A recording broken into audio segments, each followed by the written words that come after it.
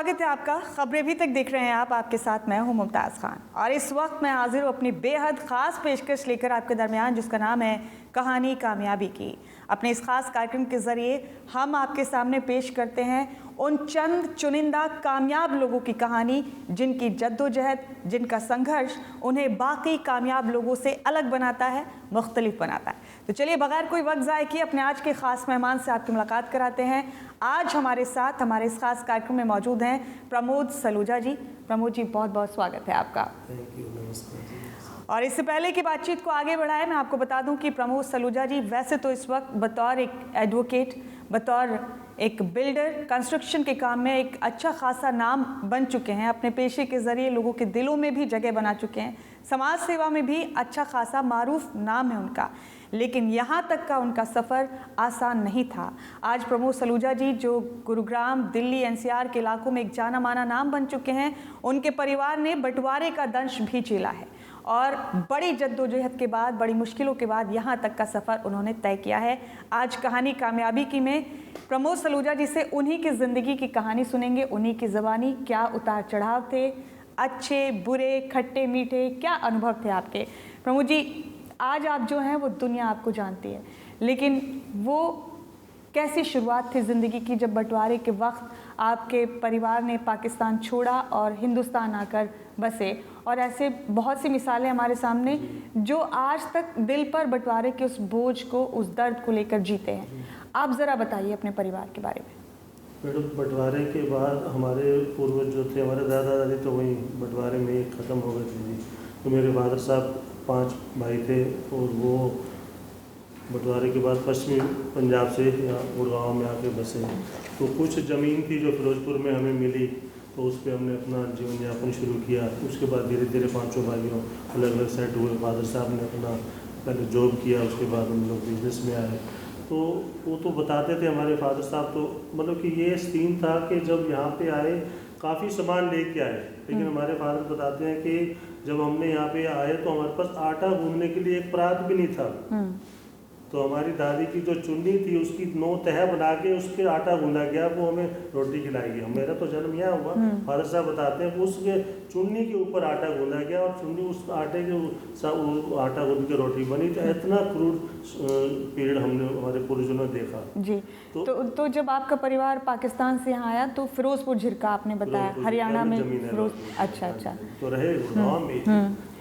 फिर आपकी पैदाइश कौन से साल? मेरी पैदाइश 15 नवंबर 1962 को गुड़गांव में हुई। अच्छा।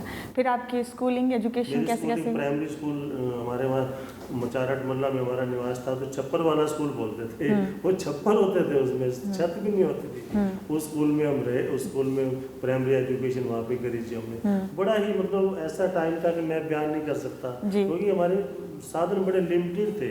वो लिमिटेड साधन में मैं अपने मम्मी पापा का बड़ा शुक्रगुजार करना चाहता हूँ कि जिन्होंने हमें संस्कार दिए। मम्मी ने मुझे संस्कार दिए और फादर साहब ने मुझे धर्म की राह पर चलना सिखाया। 2 ही चीज़ें सिखाई। मम्मी कहते थे बेटा तू ऐबों से दूर रहेगा, और फादर साहब कहते थे कि तू नशे से दूर रहेगा। दोनों मेरे को ऐसे संस्कार देते थे कि उनके संस्कारों की बदौलत आज मैं 61 साल का हो गया, मैंने सिंगल ड्रॉप अल्कोहल नहीं अपने शरीर में डाली। हमारे बदनाम गुड़गांव में पॉपुलर, गुड़गांव के हर जगह के एडवोकेट और प्रॉपर्टी कंसल्टेंट दोनों थोड़ा सा गलत नज़रों से लोग बाग देखते हैं। इन दोनों प्रोफेशन में होते हुए मैं ऐबों से कोसों दूर हूँ। और मैं नई जनरेशन को भी यही संदेश देना चाहूँगा कि अगर ज़िंदगी में कुछ बनो ना बनो, अगर देखो आपकी जो फील्ड है, जो आप जिस फील्ड में आप जाना चाहते हैं जाओ, भगवान आपके साथ होंगे। भगवान तब आपके साथ होंगे जब आप 2 चीज़ें करेंगे। एक तो अपने माँ बाप को भगवान के रूप में मानो और उनकी सेवा करो, उनके अनुसार ऐबों और नशों से दूर रहो और धार्मिक कार्यों में रुचि लेते। जी सलूजा साहब, जब आबादी का बंटवारा हुआ 1947 में, वो अपने आप में एक बुरा वक्त था, एक डार्क फेज था उन तमाम लोगों की ज़िंदगी में जिन्होंने वो झेला है, वो देखा है। आपके परिवार ने वो झेला। जब आपके पिताजी यहाँ आ गए, भारत आ गए, फिरोजपुर झिरका में आपने बताया कि ज़मीन अलॉट हुई, तो क्या कारोबार किया उन्होंने, क्या काम किया करते थे, कैसे घर का खर्चा चलाते थे? पहले तो उन्होंने छोटी मोटी मजदूरी करी थी, फिर उसके बाद उनको पोस्ट ऑफिस में जॉब मिल गई थी। फिर धीरे धीरे हम 4 भाई बहन थे, चारों भाई बहनों को ग्रेजुएशन कराई। और उस टाइम ग्रेजुएशन कराना भी एक अपने आप में बहुत बड़ा काम होता था। एक लिमिटेड साधन होते हुए उन्होंने हमें संस्कार दिए और चारों भाई बहनों को ग्रेजुएशन कराई। तो फिरोजपुर से गुरुग्राम कौन से साल में आया आप? उसी 47-47 फिरोजपुर हम गए नहीं मैडम। अच्छा। फिरोजपुर तो जमीन अलॉट हुई। Okay okay. तो गुड़गांव में ही निवास रहा हमारा, जैकमपुरा में जगह अलॉट हुई हमें। तो जो जमीन तो हमारे वहाँ फार्मर्स थे, तो वो जमीन फिरोजपुर में अलॉट हुई। अच्छा। तो रहे हम गुड़गांव। एजुकेशन पूरी क्या है? एजुकेशन मेरी यहाँ पे गुड़गांव प्राइमरी स्कूल से, छप्पर वाले स्कूल से मैंने प्राइमरी करी, फिर डीएवी स्कूल खानसा रोड से हमने मैट्रिक करी, फिर डीएसडी कॉलेज से बीकॉम करी जी, फिर मैंने आगरा कॉलेज से लॉ करी जी। 92 का मैं लॉ ग्रेजुएट हूँ। अच्छा, तो प्रैक्टिस लगातार करते हैं आप? मैंने 2-3 साल करी, लेकिन आज मैं प्रैक्टिस करता हूँ सेवा भाव से जी। मैं किसी भी व्यक्ति से कोई फीस चार्ज नहीं करता। कोई आए, मेरे ग्रुप है वहाँ पे, उनको भी बोल रखा है कि जो उनका तो बिजनेस ये ना कि, लेकिन मैं कोई फीस चार्ज नहीं करता।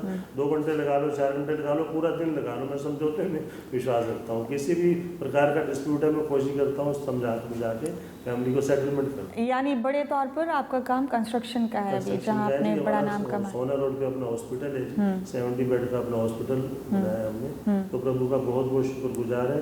और इन सब के पीछे, इन सब कामयाबी के पीछे मेरे मम्मी और मेरे पापा का आशीर्वाद है जी। प्रमोद जी, लोग ये भी जानना चाहते होंगे, मुझे यकीन है कि इतनी अब तक की आपकी कहानी सुनकर, कि अब प्रमोद सलूजा के परिवार में कौन कौन है, कौन क्या क्या करता है? 91 में मेरी मैरिज हुई। मेरी वाइफ का नाम स्नेह सलूजा है और वो पंजाब नेशनल बैंक में जॉब करती थी, अभी भी जॉब करती है। उनका 5-6 साल का टेन्योर बाकी है। अच्छा अच्छा। तो मेरी लाइफ में बदलाव लाने में उनका बेहद सहयोगपूर्ण पूरा आशीर्वाद रहा। उनकी गुड विशेष थी। उन्होंने कभी किसी कार्य के लिए मेरे को रोका नहीं। और शादी से के बाद हम अप होते गए। 91 से बाद ही हमें प्रभु ने और अप किया। उनकी गुड विशेष, उनकी दुआएं मेरे साथ हैं जी। आपके बच्चे क्या करते हैं? मेरा बेटा BBA LLB करी है। मेरा बेटा दिल्ली बार का मेंबर है। बिटिया मेरे USA में जॉब कर रही है, अभी स्टडी करके आई है। तो उसका भी वहाँ पे जॉब लगा है, साइकोलॉजी में उसने पोस्ट मास्टर डिग्री जी। समाज सेवा भी आप बड़े पैमाने पर करते हैं। एक तो आपने एग्जाम्पल खुद ही दे दिया कि अपनी एडवोकेसी के ज़रिए लोगों को फ्री में कंसल्टेंसी आप देते हैं, कोई चार्ज नहीं करते। इसके अलावा गुरुग्राम और आसपास के लोगों से किस तरह जुड़ते हैं प्रमोद सलूजा? हमने फादर साहब मेरे 2009 में एक्सपायर हुए थे, उनके नाम से मैंने सेठ गोपीचंद सलूजा मेमोरियल ट्रस्ट बनाया हुआ है। B19 बिल्डिंग है ओल्ड DLF में, वहाँ फिजियोथेरेपी सेंटर चलता है। 2009 से कोई चार्ज नहीं लेते, फ्री सेवा होती है। और ये जो हमारी बिल्डिंग है 525 सेक्टर 27 है हमारा ऑफिस है। ये हम तकरीबन 1-1.25 साल तक रेगुलर भंडारा करते रहे। 400-500 लोगों का यहाँ पे खाना होता था। तो फिर कोविड में भी हम सेवा करते रहे, तो वो भी एक रेगुलर सेवा चलती जी। उसके बारे में तो तफसील से आपसे बात करनी है, क्योंकि ऐसा बहुत कम होता है सलूजा साहब। कहते हैं कौन रोता है किसी और की खातिर है दोस्त, सबको अपनी ही किसी बात पर रोना आया। लेकिन आपके दिल में दर्द उन लोगों के लिए आया जो जिन्हें कोई सहारा नहीं मिल रहा, जिन्हें कोई देख नहीं रहा, जिन्हें कोई सुन नहीं रहा। आपने उनकी आवाज़ सुनी, आपने उनके दर्द को जाना समझा। कोविड का दौर एक ऐसा दौर था जहां लोगों ने बड़े पैमाने पर दोस्तों और दुश्मनों की भी पहचान की है आप। तो उस दौर में मुसलसल लंगर चलाए रखना, लोगों को खाना खिलाना, और मैंने सुना है आपके बारे में कि उससे पहले भी आप लंगर की ये सेवा देते रहे हैं। इसके बारे में मैं चाहती हूँ कि मेरे ख्याल है मुझे तफसील से अपने दर्शकों तक पहुँचाना ज़रूरी है, लाजमी है ये, कि ऐसे लोग भी समाज में हैं। ये किस तरह की खिदमत करते हैं आप? मैडम, मैं ना अपना पुराना टाइम नहीं भूलना चाहता। जब हम साइकिल पे थे पहले, तो साइकिल के बाद स्कूटर पे आए, तो वो जो टाइम था ना, मेरे मम्मी हमेशा सिखाते थे, बेटा कोकू तूने, मेरा निकनेम कोकू है, कोकू तूने नीवा रहना है, नीवा रहना है हमेशा। नीवा का मतलब आप समझते हैं, झुक के रहना हमेशा। तो परमात्मा में देते रहे, लेकिन वो मम्मी की सीख कभी नहीं भूला हूँ, मैं ना भूलूंगा। ये 35 साल पहले जैसे हम जीरो थे, तो नीवा रहना है, प्रभु ने दिया है तो उसको हमने अप नहीं करना, गरूर नहीं करना। हमने उसी प्रभु की माँ की जो संस्कार है उनको फॉलो करते हुए नीवा रहना है, और वो दिन मैं भूल नहीं पाता। तो ऐसी लगता है कि आज हमारे पास प्रभु ने कुछ साधन दिए हैं, तो जितनी हम सेवा कर जाएंगे वो हमारे साथ जाएगी। जितना हम धन इकट्ठा कर जाएंगे हमारे साथ तो 1 रुपया जाना नहीं, आप अच्छी तरह जानते हो। लेकिन जो सेवा कर रहे हैं वो हमारे साथ जाएंगे। वो कहते हैं ना, ई जन्म भी अच्छा बनाओ, परलोक भी अच्छा बनाओ। कोशिश कर रहे हैं, बाकी वही जो राम रचित रखा एक प्रयास कर रहे हैं कि यहाँ अच्छा करे, बाकी प्रभु को छोड़ दें। ये कहा जाता है, बड़े बुजुर्ग कहते हैं कि अगर इंसानियत की सेवा में अपना कुछ लगाते हैं तो भगवान उसमें घाटा नहीं करता, भगवान और देता है। तो प्रमोद सलूजा का तजुर्बा कैसा रहा? क्या भगवान ने और दिया आपको? भगवान ने, जब हमने छोटा सा आपको एग्जांपल देता हूँ, 4 महला में हम रहते थे मैडम। हम रामलीला से जिक्र करते हैं, लेटेस्ट रामलीला की मुझे याद आ गया। हाँ। तो वहाँ पे हमारी एक कपड़े की दुकान थी, तो हम हर सीन के बाद अनाउंसर को बोलते थे कि आप हमारा कुछ दान अनाउंस कर देना। तो 2 रुपये पर सीन हमको सेट था। हाँ। जितने सीन होंगे 2 रुपये। सूची सिल्क स्टोर हमारे कपड़े की दुकान का नाम था, उससे 2 रुपये दान करते थे। आज प्रभु का दिन है, हम जो जगह जगह रामलीलाएं होती हैं, हमें कोई बुलाता है, प्रभु सलूजा साहब आपके नाम 51,000 लिख दिया, आपके नाम 21,000 लिख दिए, आपके नाम 31,000, हम कहते हैं ठीक है, प्रभु ने दिया है आपको जो है। देखो वो 2 रुपये का सफर आज 21, 51, 1 लाख रुपए तक पहुंचा है। हाँ। तो प्रभु ने, हमने 2 रुपये में कंजूसी नहीं करी जी। मैं सबको ये मैसेज देना चाहूंगा कि जब आपके पास 1 रुपया हो ना, 75 पैसे तो परिवार के लिए रख दो। उस 25 में से जो आपके पर्सनल है ना, 10 पैसे डोनेट देना शुरू कर दो। हाँ। पर ज्यादा कुछ नहीं करना। हाँ। पहले अपने परिवार का भरण पोषण करो। 1 रुपया आपके पास है, 75 पैसे परिवार के लिए रख लो। 25 पैसे को आप 15 पैसे भी पॉकेट मनी के लिए रख लो, सुख दुख के लिए रख लो। 10 पैसे से डोनेशन शुरू करो, प्रभु आपको उस 10 पैसे से मल्टीप्लाइड करके देंगे। मुझे दिया है, मैं जीरो था जी, मैं बता रहा हूँ। 2 रुपये पर सीन हम अनाउंस कराते थे, दान देते थे। इच्छा थी 2 रुपये दे दे, 2 के देते हुए आज हमारी रामलीलाओं में हमें कोई बुलाता है, जो भी हमें बोलते हैं, मैं मुँह से ना बोलूँ, जो हमारे को रामलीला कमेटी बोलती है पूरे गुड़गांव में, मैं जाऊँ ना जाऊँ, मैं कई जगह नहीं जा पाता, यार आप करो, मैं आपके साथ जी। तो ये प्रभु का देन ही तो है, मेरे पास तो कुछ नहीं था। क्या प्रमोद सलूजा ने खुद कभी बड़े चैलेंजेस फेस किए हैं परिवार के इस दंश के अलावा, इस बैकग्राउंड के अलावा? वो कौन सी ऐसी चीज़ें थी जिन्होंने आपको एक अलग तजुर्बा, एक अनोखा तजुर्बा दिया, या कह सकते हैं कि ज़िंदगी के सबक भी दिए? देखो, उतार चढ़ाव तो आते रहते हैं जी, कठिनाइयाँ भी आती रहती हैं हमारे को। हर स्टेज पे कोई ना कोई कठिनाई आई। मैं अपने जो मेरे लाइफ का स्ट्रगल है, 1 रुपया पर डे से मैंने अपना स्ट्रगल शुरू किया हुआ। आपको 10वीं के मैंने पेपर दिए, मेरे मम्मी को हमेशा मेरी चिंता रहती थी कि कुकू को कोई ऐब ना लग जाए। तो मम्मी मेरे को सदर बाज़ार में मेरे कज़न की शॉप है, बुआ जी के लड़के की, तो 10वीं के पेपर के बाद उन्होंने कहा प्रमोद तू जगदीश की दुकान पे चला जा। वहाँ गए तो 4 महीने, 10वीं के बाद 3-4 महीने का टाइम होता है, तो वहाँ पे जैसे ही 3-4 महीने थे तो मैं शाम उनकी शॉप पे चला जाता, कपड़े उपड़े का काम करता। और शाम को जगदीश जी मेरे को 1 रुपये का नोट दे देते। 1 रुपया उस टाइम मेरे लिए बहुत ही वैल्यूएबल था। मैं कह सकता हूँ कि मेरी लाइफ का स्ट्रगल 1 रुपीज़ पर डे से शुरू हुआ है, जो मेरे जगदीश जी ने मेरे को दिया। आज मेरे जो गुरु जी हैं, मेरे गुरु हैं और मेरे माँ बाप के बराबर है, उनको रिगार्ड देता हूँ मैं।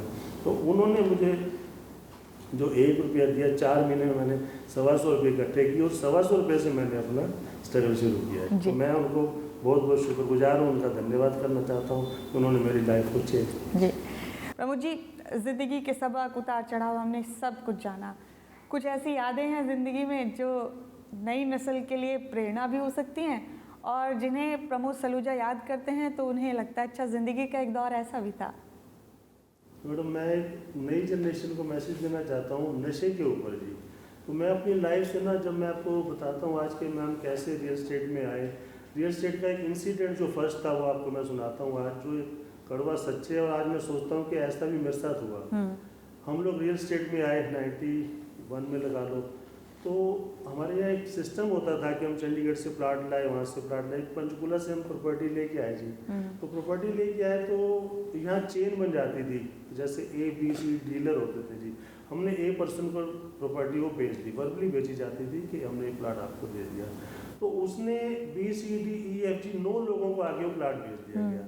A व्यक्ति को हमने बोला कि इसकी पेमेंट चंडीगढ़ जाएगी जी, आपको पेमेंट चंडीगढ़ पहुँचानी होगी। वो बोला ठीक है।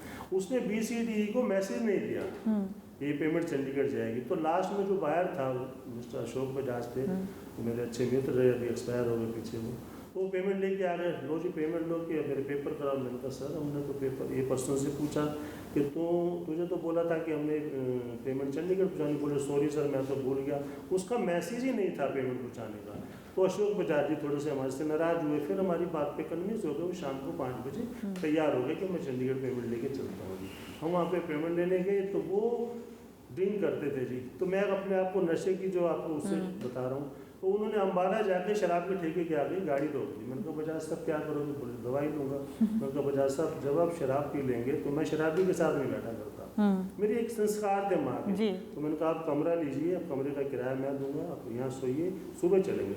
लेकिन वो मेरे मुंह से शराबी शब्द निकला तो उसको माइंड कर गया, माइंड कर गया, तो मेरे से गुस्सा हो गया और वो बोला जी प्रमोद तुम तो दिन में मुझसे रिक्वेस्ट कर रहे थे चंडीगढ़ चलो, मैं कहने से आपके कहने से आया और मुझे आप शराबी बोल रहे हो। मैंने कहा मुझे आसन मेरा ये तात्पर्य नहीं था, चलो सुनो। उसको हमने फिर आगे हमने उनको एक ढाबा आया, वहाँ उनको शराब पी उन्होंने। मैंने कहा पी जो सो जाओ, मैं गाड़ी नहीं चलाने की, मेरे संस्कार ऐसे थे। शराब उन्होंने ढाबे भी, मैं सो गया और मैंने कहा हमने चलना ही नहीं, सुबह ही चलेंगे। तो वो आज इंसिडेंट याद आता है। फिर वो 3-4 महीने मेरे से नाराज रहे उस ट्रांजेक्शन के बाद। लेकिन बाद में सैल्यूट करते यार प्रमोद प्रॉपर्टी डीलर और शराब का तो तुम कैसे डील करोगे, तुम कामयाब नहीं होगे। मैंने कहा बजाज साहब हम डील ही छोड़ देंगे, कामयाब होकर दिखाएंगे, बिना अल्कोहल के कामयाब हो। तो उस मिसकंसेप्शन को आपने बदल दिया मैंने। आज मेरे को दुनिया एग्जांपल देती है। मेरे ऊपर 2.25 करोड़ रुपए की बोली लगी थी ऑप्टस रोड होटल में, सूरज जी को एक पैक पिला के दिखाओ। अच्छा, 2.25 करोड़ रुपए। इसके बारे में तफसील से बताइए। इसके बारे में बताता हूँ। ऑप्टस रोड होटल हमारे दोस्त का है, नरेंद्र सिंह गिरधर के नाम से। तो यहाँ पे सुखबीर कटारिया मंत्री होते थे, उन दिनों की बात है। तो हम यहाँ पहुंचे तो हमारे नीरज सेठी एक दोस्त सामने राउंड टेबल पे ड्रिंक कर रहे थे। मैं पहुंचा तो मेरे को बोला सूरज जी लो। मैंने कहा बेटा पियो आप लोग। तो उसको नहीं पता था नीरज सेठी को कि मैं नहीं पीता। तो वो 3-4 बार उसने ड्रिंक कर रखी थी। सूरज जी लो ना। इधर साइड में मेरे जोगिंदर भाटी बैठे, उन्होंने कहा जी अरे नीरज ये नहीं पिया करते। वो नशे में बोल गया हम तो बदनाम हो गए, हम कोई छुप के पीता है, कोई खुले में पीता है, छोड़ता कौन है, डीलर भी शराब छोड़ता है। जोगिंदर भाटी को गुस्सा आ गया, बोले गधे तू इसको सूरज आपको पिला के दिखा, 1 करोड़ रुपए मैं दूंगा। उस साइड में मेरे लेफ्ट में रमेश अरोड़ा जी बैठे थे मेरे मित्र, बोले 50 लाख रुपए मैं दूंगा, तू पिला के दिखा एक पैर। नेक्स्ट पे ओम प्रकाश जी बैठे थे, उन्होंने कहा जी 25 लाख रुपए मेरी गाड़ी में पड़े, अभी का अभी दूंगा। तो सारे वो जानते थे कि मुझे एलर्जी है शराब से। उस नीरज सेठी बेचारे को पता नहीं था, वो हाथ जोड़ के खड़ा हो गया। 2.25 करोड़ रुपए की मेरे ऊपर गोली लगी कि सूरज जी को एक पैक पिला के दिखा। तो ये मेरी उपलब्धि है। आज किसी को फ्री की ऑफर करो 2 मिनट में बन जाए। सही बात है। तो एक ये भगवान ने हमें इस उपलब्धि दी, इसके पीछे मैं अपने मम्मी पापा का धन्यवाद करना चाहता हूँ। उन्होंने मुझे ऐबों से बचाया और धार्मिक कार्यों के लिए प्रेरित। जी प्रमोद जी, हम अभी भी देख रहे हैं आपके जानने वाले, आपके चाहने वाले अक्सर इस पर चर्चा भी करते हैं कि क्या कुछ ख़ास लगाव है आपको, कुछ ख़ास चीज़ों से आप हमेशा कैरी करके रखते हैं? जैसे अभी भी आपने अपनी 8 उंगलियों में रिंग्स ये डाली हुई हैं, माता शेरावाली का आपने लॉकेट डाला हुआ है गले में। कोई ख़ास उनसियत है आपको, ख़ास लगाव है इन चीज़ों से? नहीं है, बस माता शेरावाली की तो हमेशा वंदन करते ही रहते हैं हम लोग। कोई माँ है तो सब कुछ है। हाँ। एक माँ हमारी जिन्होंने हमें जन्म दिया, दूसरी माँ का जो हमें अभी भी नवरात्रे गए सब आपने हम सब ने मनाया, तो माँ का आशीर्वाद है, तो उसके बिना तो कोई गति है नहीं जी। 2 माँ है जी, एक हमारी माता वैष्णो माता और एक ये हमारी अपनी। अभी की क्या मसरूफियत है आपकी, अब क्या क्या करते हैं, हॉबीज़ क्या हैं आपकी, काम के अलावा कैसे अपना वक्त? बस काम में पूरा ध्यान देते हैं जी, और बाकी जो समय बचता है धार्मिक कार्यों में लगाते हैं, बड़ी खुशी मिलती है। कोई भी समाजी संस्था में बुलाती है, बड़ा अच्छा लगता है, जिम जाते हैं, जो भी हो पाता है। और आगे भी प्लानिंग है हमारी कुछ ना कुछ कार्य और बेटर समाज को देंगे। भविष्य की योजनाएं जान सकते हैं आपकी? भविष्य की जो वही जो राम रचित राखा, जो प्रभु को मंजूर है होना तो वही है। हाँ। अपन तो कर्म कर रहे हैं जी। जो परमात्मा को मंजूर, हम पिछला अतीत देखे हमारे पास कुछ नहीं था, आज भगवान ने बहुत कुछ दिया। आगे प्रभु को क्या मंजूर है हमें नहीं पता, हम अपना कर्म कर रहे हैं, बड़े खुशी। कोई लेआउट तैयार है आपके जहन में, आपके दिमाग में कि आपको ये भी करना है? देखो हम लोग इस टाइम की जो राजनीति की रूपरेखा है ना जी, जो हमारे देश को माननीय प्रधानमंत्री मोदी जी मिले, हमारे हरियाणा में सीएम खट्टर साहब मिले, यूपी में योगी साहब मिले, इन तीनों से हम इतने प्रभावित हैं।